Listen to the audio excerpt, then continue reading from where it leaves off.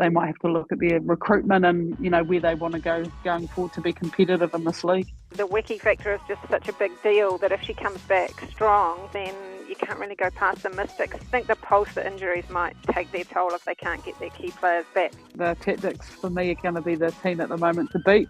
I think the league over here is like the second best in the world. The calibre of player is a lot higher. What England netball have been doing within their pathway and exposing a lot of players to international netball at quite a young age has really kind of upped their want and drive to become, full-time international players. We've been behind the times from Australia and New Zealand for a long time, and that band-aid needed to be ripped off so that we can kind of forge ahead. No mai ki te hōtaka o te neti poro Kiwi. I'm Bridget Tunnicliffe. In this episode, we talk to former New Zealand player Jo Tripp, who's been in England since 2016, is coaching in the UK League and is excited about steps to professionalise the league. First, though, a quick review of the ANZ Premiership. So halfway through, Pulse and Tactics are at the top of the ladder and the Mystics are in third place. The Magic are fourth and will be gunning to push into the top three with momentum behind them. A couple of guests here to help me assess the halfway mark of the season. RNZ all-rounder Penny Miles and former Southern Steel stalwart Wendy Frew. Thanks so much for joining me. But first of all, Wendy, can you remember a more injury-plagued season?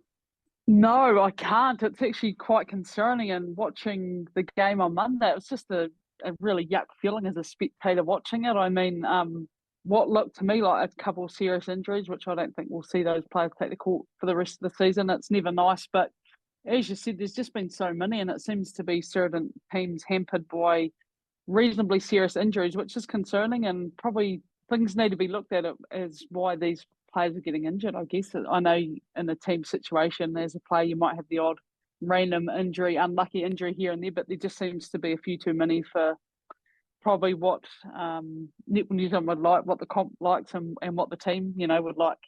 Yeah, Penny, I think in the post-match of the game between the Magic and the Stars, Magic coach Mary Jane Aroa mentioned the court surface. I mean, some of those injuries over the season have just been bad luck. The Pulse have managed to navigate their injuries pretty well so far, but it's the Mystics who are probably suffering quite a lot at the moment, now losing their last two games.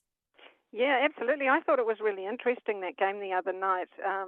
Just to see Kerry Wills and Mary Jane Aroa spending a lot of time talking to each other after those significant injuries in the game. And I felt like they were almost comforting each other. Usually you see the coaches and it's a quick handshake and off they go, but they spent a considerable amount of time talking about it. So that was interesting. And then I think it's also maybe highlighted the depth, Bridget. With the Pulse, they've been obviously great at identifying talent, building depth. And that goes right through to their coach, maybe Anna Andrews-Tassolo, who I think has been amazing stepping up. I saw her in a club game years ago, and I think I sat beside her dad, who was telling me a bit about her coaching journey. But, yeah, I didn't expect to see such a stunning first season. Yeah, Wendy, I feel like the Pulse maybe have a good blueprint there that the rest of the competition can learn from in terms of, building depth, identifying talent, and bringing players through the levels. Yeah, I talked about that in commentary. I'm really impressed with the Pulse setup. I think from what I know in New Zealand, they've definitely got the best setup in terms of developing young players. They get good coaches really early and just teach them a lot of good habits on the netball court and put a lot of love and support around them. So I think full credit to what the Pulse is doing. And you see that at the lower levels too. They're getting titles at under 17 levels, and their school teams go reasonably well. And obviously their synergy here energy team goes well too. So I think credit where credit's due, and I think it's fantastic for netball that they've got such a strong region developing players, and then that obviously kicks up to the Pulse arena where you have 4 players out and you can come and beat a Steel team by 20 goals with that many injuries. So they're really doing some good things, and I think it's pretty special if you're a part of that region. Yeah, where have all those tight matches gone? Pulse beating Steel by, 20 goals over the weekend. Tactics beating the Mystics 56-42. Talking about the Tactics, Penny, once again, Kartenberger, Jane Watson, one of the strongest defensive combos. Is Jane Watson back to her best?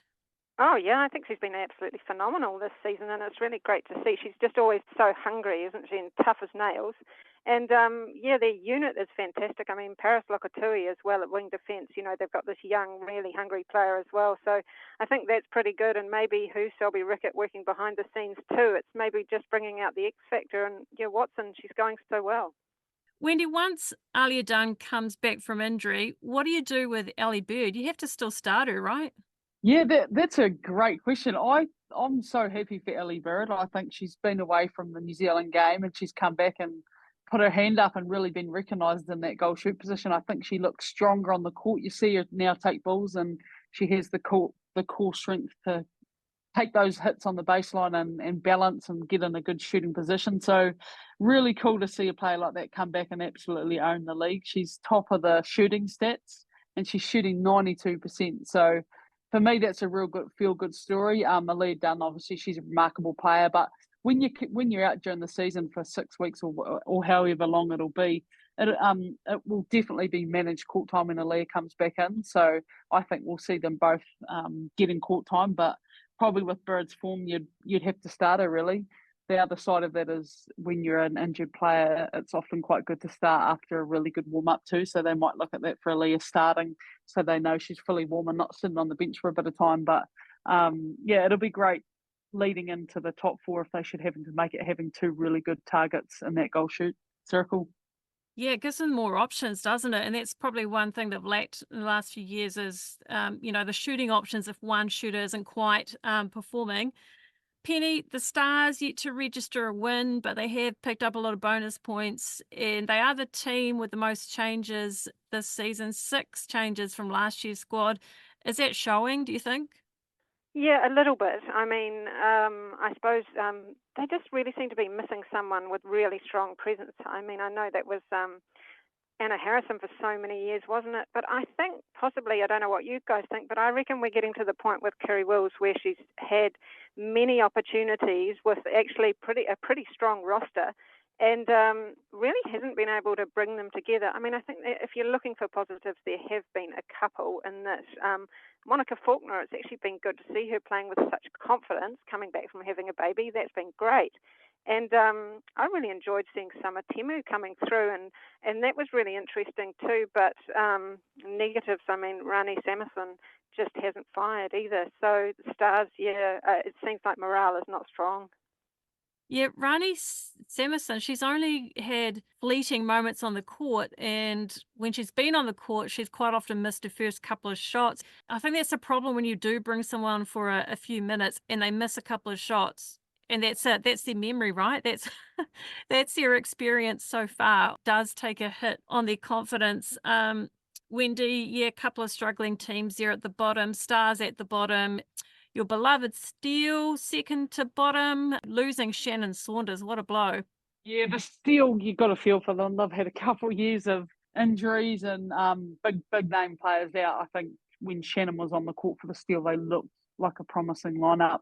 And I think it really helped Kate Heff be able, and George Heff actually be able to play their own roles without kind of being in help-out mode and directing the ship as such. So, yeah, Shannon's a big loss. Pretty gutted for her. She's a good mate of mine. And to see her, not be in action enough, all the hard work she's put in, very disappointing. Guess it gives younger players a chance to, come and shine. But at that wing attack role, it's such a pivotal role. And, yeah, they're still missing her. And as you've just talked about with the Stars, they're certainly doing it pretty tough. Also with probably some of their selections, a lot of changes from last season, and they might have to look at their recruitment and, where they want to go going forward to be competitive in this league. A few announcements recently from in Netball New Zealand with their broadcast deal being extended for next year and the season being cut from 3 rounds to 2. Do you think that's a good thing? Oh, if I was a player, I'd definitely say no, because you want to be playing, as much netball as you can. But I guess when you're playing the same team 3 times, it might just freshen things up a bit, and hopefully maybe the quality of the season's a bit better than what we've seen this year. So yeah, there can be some positives around that. I know if I was playing, I would want to keep going and have more rounds, but it's just brilliant. They've got the deal over the line, and they're still able to get netball on TV and really, see what they can do to keep renewing those contracts. Like your first season in elite netball for the Southern Sting, do you remember how many games were you playing back then? When I first started, I was at school still, so I was Form 7. And I think we would have had around 10 from memory. So we were sort of travelling 1 week home the next. So probably coming up to what the new comp's going to look like. There's just so many things around it. Like, do they have as long a pre-season? I guess the contracts won't be the same amount of money because there's not going to be the revenue. So it's going to be a really interesting time for netball and where it goes. And, players hang around and keep playing for New Zealand franchises because you got these big name players, and I guess they'll probably get 15, 20K cut off their contract if the season's shorter. So, yeah, there's going to be some interesting times ahead. Okay, I asked you guys, based on what was seen so far, we're at the halfway mark, who is the favourite to win the title? Penny, I think most people would have agreed that the Mystics were the favourite, but I guess it's hard to get a read on them when Grace is still out. Who would be your favourite to win the title? Yeah, absolutely, Bridge. I mean, I think the wiki factor is just such a big deal that if she comes back strong, then you can't really go past the Mystics. But really impressed with what I've been seeing with the tactics. So I think I'll sit on the fence a bit there. I think the Pulsar injuries might take their toll if they can't get their key players back come the end of the season. Yeah, what about you, Wendy? Yeah, I'm liking what Penny's saying there. Actually, I think the tactics for me are going to be the team at the moment to beat. And obviously, unfortunately, it's all about Grace for the Mystics. They're just not firing without her. But I can tell you now, in my view, as soon as she's back, the Mystics will start winning and they'll be contenders for that top 3. So I think it'll be a Mystics tactics final. Okay, and asked you to come up with 3 players who are standing out for you. Penny, who have you been impressed with? Oh, I'm going to have to say Martina Salmon because it just seemed to me she came out of left field to be able to handle the pressure in the big games. Also, I think Whitney Souness has been fabulous controlling things at the Pulse. Just with so many experienced players out around her, I think that really shows that her game is really moving in the right direction. And also, as we mentioned before, Jane Watson just stunning form, yeah. Wendy, who are yours? 2 out of 3 the same there. Definitely Salmon, so impressed with her. Like she's had 3-4 games, I think it is now, for the Pulse, and putting up a volume of 40s, or I think it's just been under 50 some games. Like, for a player who hasn't played at this level much, absolutely outstanding. And she's doing so many good things well on the court too. She's not just sitting under the post putting them in. She's having to do a bit of work to get free, and her holding's really good in her angles that she presents. So real impressed with her. I also said Souness. Her centre pass receive, she's on 200. I think the next closest to is 100 and the 130. So her power of work that she does for the centre pass receive, and also the leadership in that Pulse side. Watching her on Saturday from Invercargill, she's just such a good athlete and directs the whole play. And yeah, she's a bit speedier compared to some of the opposition and her teammates at times. And my last one, who we've already talked about, is Bird. I think to be shooting 92% at this level, coming back after being out of the game in New Zealand for a bit, she's really showing the good quality player she is, and it's cool for her confidence to be performing so well. Yeah, definitely. I concur with those, and particularly Whitney Souness. To be honest, I was never that convinced by Whitney, but the last 6 months, her performance for the Silver Ferns in the January series in England and her work rate at the Pulse this year has been incredible.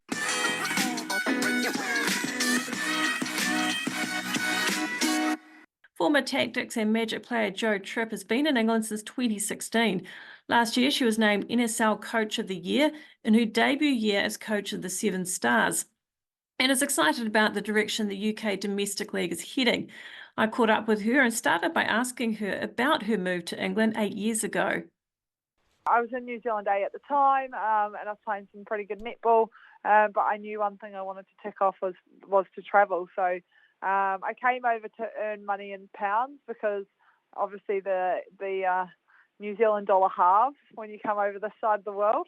So yeah, thought I'd take up and play netball for a different experience. Was only planning really 1 year, but I did it. I did enjoy it. I enjoyed my coach, so I decided to stay a second year, and that's when I met my partner, and I've kind of stayed ever since. So your first season was Loughborough Lightning, right? Yeah, so my first 2 seasons with Loughborough Lightning, I then made a move to Surrey Storm to be coached by Tanya Hoffman, who had previously coached me at Canterbury NPC level back in Christchurch. And then I moved from there.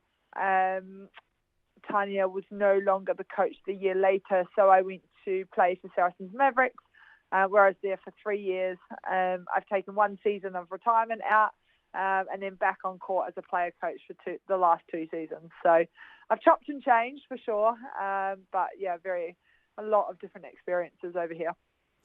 What were your first impressions, I guess, of the standard and the system over there compared to the ANZ Premiership? So coming from the ANZ Premiership, it was like astronomically different. I remember just being kind of gobsmacked, like not so much at the level of netball because it's a different style of here. It's definitely come, tenfold in the last 8 years. It's a whole different product now. But when I came over here, it was more you're not flying anywhere, you're not staying over for 3 nights, you don't have the pool and the kind of 5-star treatment that we used to get.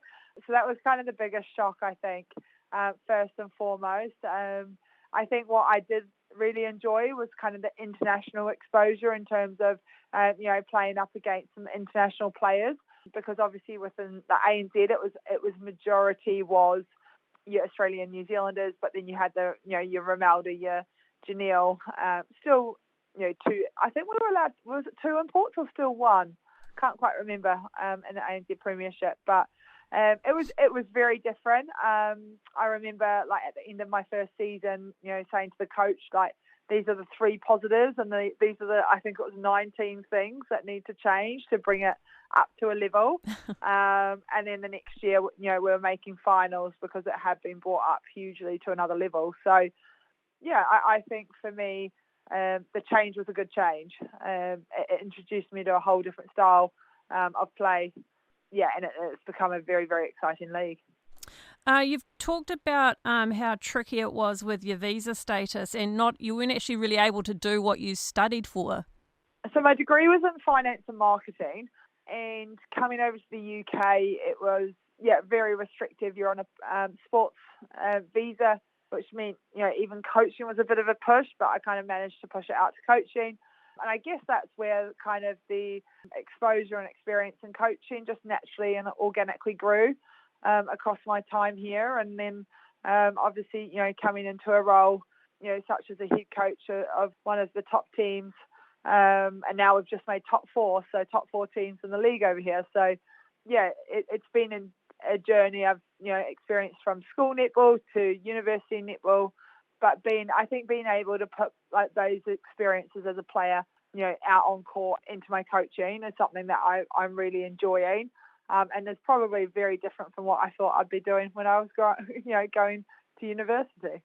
Yeah, because I think you said you never actually wanted to be a coach, and it's just kind of happened by osmosis.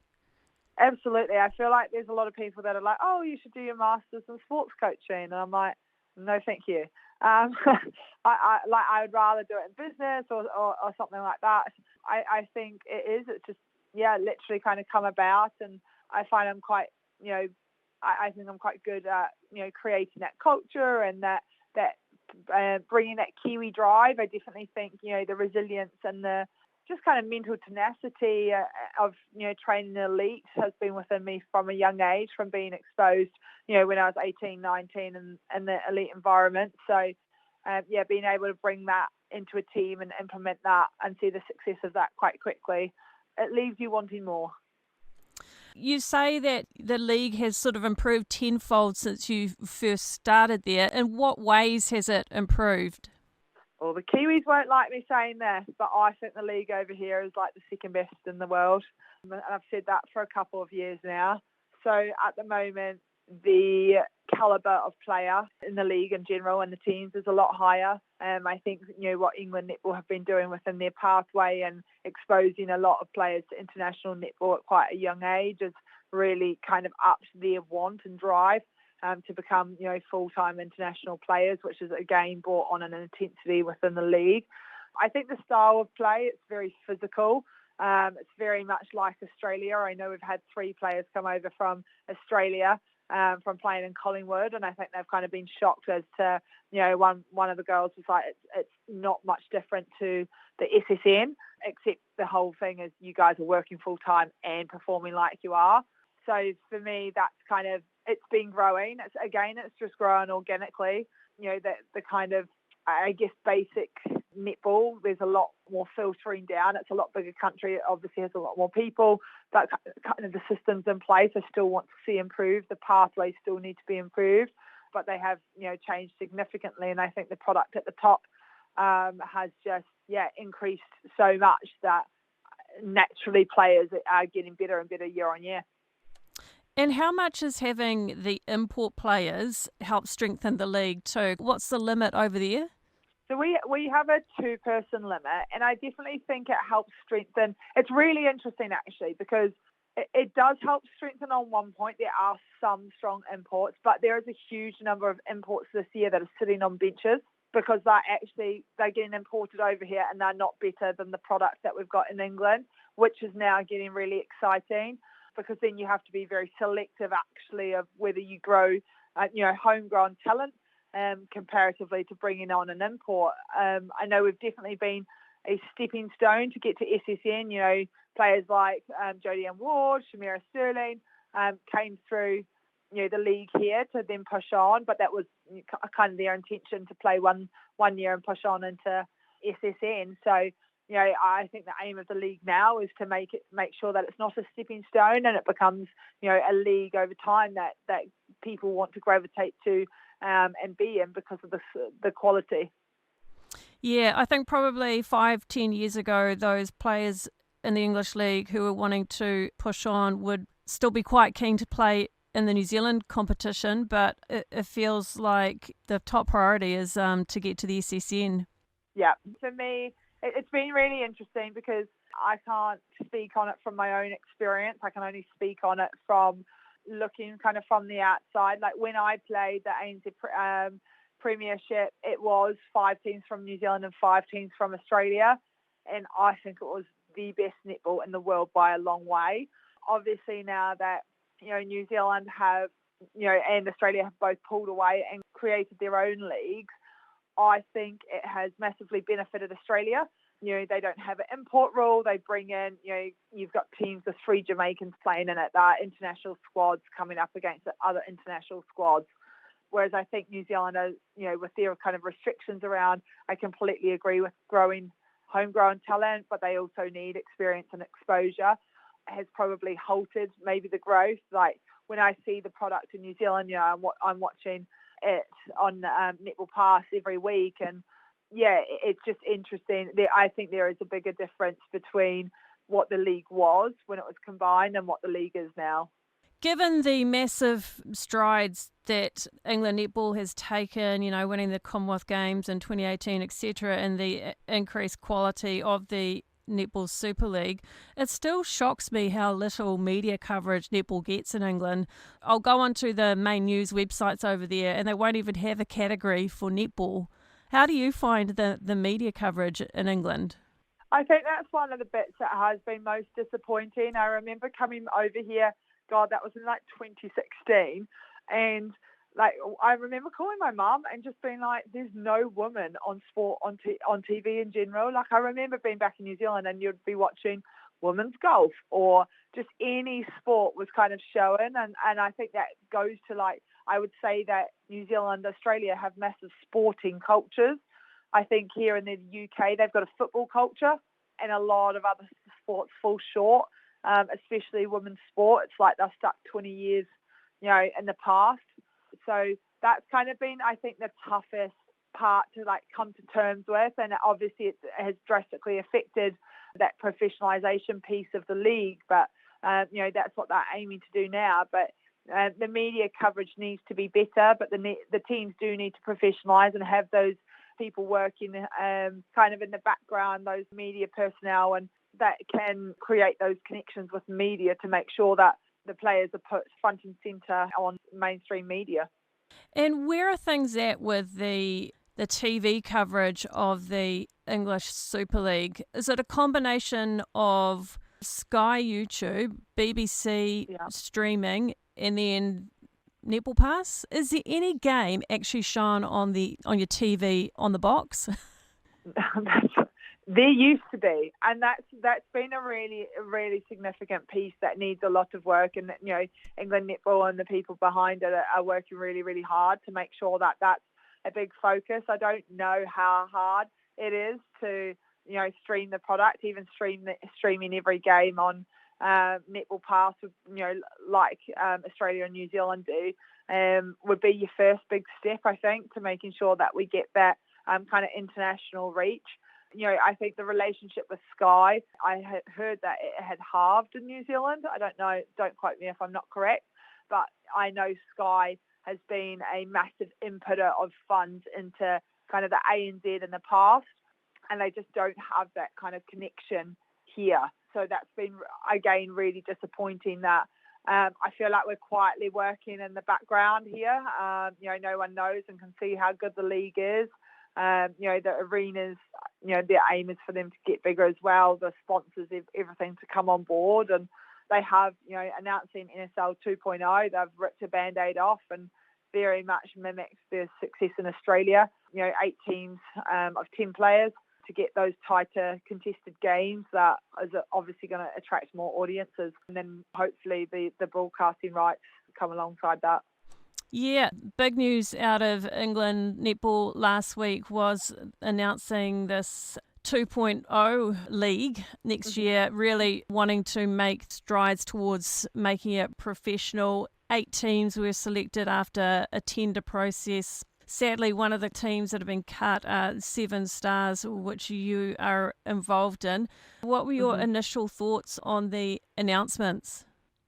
For me, it was kind of expected. It wasn't a shock, I think. So there was actually 4 teams that were cut, and they were all more associated with universities. And I think that was the first, kind of big step that they needed to get away from, absolutely using universities as training bases, but actually, pushing them out of kind of those structures that commercialization is quite difficult in.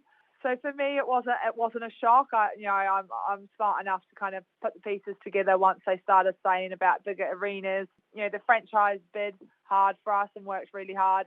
And the only area that we fell short in as a franchise was that we couldn't fulfill the arena requirements.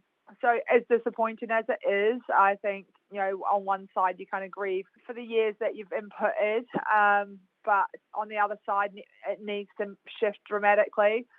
We've been behind the times from Australia and New Zealand for a long time, and that Band-Aid needed to be ripped off so that we can kind of forge ahead. And, I've already kind of outwardly said it here that the product we're putting out on court week to week, for 18 to 20 games is excellent, and these girls are working full time. So let's strip back a little bit of that, and I think the league is going to grow even further, and kind of the quality coming out of here is quite scary. So I think it's the right step, as hard as it is to take, but fully behind the professionalisation. I've always thought the players deserve to earn a lot more than they've been getting, and it's good to see that we're making some change.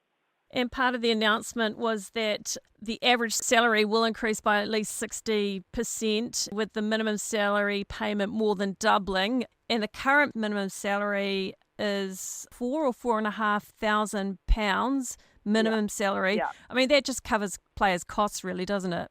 Yeah, absolutely. And I think that's been, the kind of hard thing is the money's been like kind of stagnant for so long. When you're speaking of professionalisation, you're saying your product needs to get better. Well, you have to pay your players better so that they can, invest more time into their sport. And, for me, I think the minimum now is £10,000, which is 20 grand, which, in New Zealand, which is definitely, nowhere near where it needs to be, but it's coming up.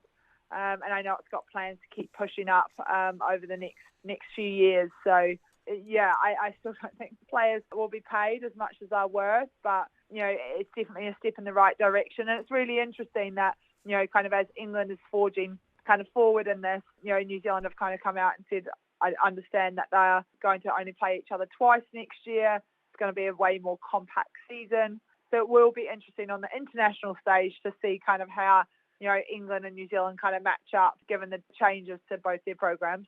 The initial announcement also said that there would be a brand new league to underpin the relaunched NSL. So is there currently any underpinning league? At the moment, what we've got under 17s, under 19s, under 21s, and then under 15s for each franchise.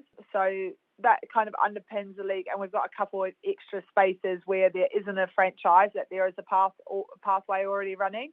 So that already underpins it. A lot of teams over the last 2 years, I know we significantly have. We've run a development program, which is similar to the kind of NNL, which, you know, we bring players in. We bring players into the top team to train, and then we've kind of more given them like friendly matches and game play. So they play another 10 games plus in the year just to get that court time, you know, because obviously those are the younger girls that want the contracts and want those professional contracts. So we need to see them kind of in action. So this new league that will underpin it, that it was said it was under 23s, but I think there may be some movement on kind of age range in there. It'll be predominantly 23s, but I think it's a bit more open. So it'll capture all those players that we've got coming through. You'll be able to build them in your structures and styles of that franchise, and then hopefully build them and start pulling players through to your NSL. One of the new clubs selected is Birmingham Panthers, and obviously your team, Seven Stars, is based in Worcester. How far is Worcester from Birmingham? So from like south of Birmingham, I'd say it's about half an hour. From like the centre, it's probably like 50 minutes, an hour. So yeah, it's decently close. You know, we're working hard with them to see if there can be kind of a merger of types, because obviously, you know, over the last 2 years, you know, Seven Stars, we've gone from bottom of the table, so they were 11th place when I took over. We came 6th last year, and we're top 4 this year. So we're definitely on the upwards trajectory, and we've got our pathway and all our hubs and academies spread throughout the region. So yeah, definitely hoping that relationship is quite organic and seamless in its transition. So you came out of retirement. Now you're a player coach. You're about to hit semi-finals. What's that last couple of years been like for you? Oh God, an absolute whirlwind. I think, I retired because I fell out of love with the sport. I just didn't love it anymore. I'm still playing some really good netball. Like, it was quite a shock. I got many messages when I did retire and hang up my boots, and they're like, "You're not ready yet." And I was like, "Oh, I know, but I just don't love it. I'm kind of done with it at the moment." It was probably the best thing for me. I needed that break, and then, you know, when I came and interviewed here at Seven Stars, I kind of mentioned like there's a possibility of me coming out of retirement and playing and being a player coach, because there was already one player in the league that was doing that. The journey is tough. You can't give 100% to either. And it's something that, you know, for me, I've really enjoyed. I've really enjoyed my last 2 years. I've enjoyed being on court. I've enjoyed coaching from the bench. But yeah, I think, you know, with this new professionalisation, I personally don't think there's space for it. I think, you know, that decision has to be made to move more into the coaching realm. How keen are you to continue with your coaching career and being involved in NSL 2.0? Yeah, so that's a dream of mine at the moment. Like, I've only had, you know, 2 years coaching while I'm on court, which is really difficult. I'm really ready to, you know, see the damage I can do and what I can actually do as a coach while being off the court fully. So yeah, for me, it's really important to make sure like that I secure one of the couple of coaching spots that are up for grabs, and then yeah, hopefully push to new levels and new heights.